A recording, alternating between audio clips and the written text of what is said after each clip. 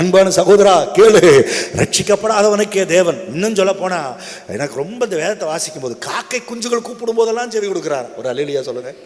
காக்கை குஞ்சுகள் கூப்பிடுதான் ஆகாரத்துக்கு, அதுக்கு செவி கொடுக்கிறாராம். ஆமேன். இன்னும் சொல்ல போன சங்கீதத்தில் பாருங்க, திமிலங்கள், கடல்ல போற திமிங்கலங்கள் எல்லாம் அவரை நோக்கி பார்க்குதான். ஏற்ற வேளையில் ஆகாரம். ஒரு காக்கா கூப்பிட்டு காக்கா நோக்கி பார்த்து அற்புதம் செய்யற ஆண்டவர். அல்லேலூயா சொல்லுங்களேன். ஒரு திமிங்கலம் மீனினங்களுக்கெல்லாம் இதை விட ஒரு ஆச்சரியம் என்ன தெரியுமா? பிசாசு ஜெபத்தை கேட்டார் ஆண்டவர். என்னது? ஒரு சமயம் வேண்டிக் கொண்டானா ஆண்டவர்கிட்ட. என்ன வேண்டிக் கொண்டான்னு சொல்லுங்க பார்ப்போம்.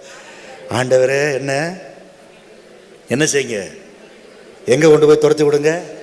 இப்போ நான் என்ன கேட்குறேன், அவன் கேட்குறான்னு நீங்கள் எப்படி செய்ய முடியும்? ஒரு அல்லேலூயா சொல்லுங்களேன். அவனுக்கே கேட்டபடி செய்கிற, ஐயோ உனக்கு செய்யாமல் இருப்பாரா? ஒரு அல்லேலூயா சொல்லுங்களேன். என்னால் தெரிந்து கொள்ளப்பட்டவன் நீ, என்னால் அழைக்கப்பட்டவன் நீ, என்னால் என் மகன் என் மகள் என் சொந்த ரத்தத்தால் கழுவப்பட்ட நீ, உனக்கு நான் செய்யாமல் இருப்பனா?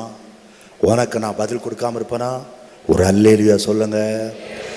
சூப்பர் வசனம். என்னால் தெரிந்து கொள்ளப்பட்டவர்கள் விஷயத்தில் நான் நியாயம் செய்யாமல் இருப்பேனோ?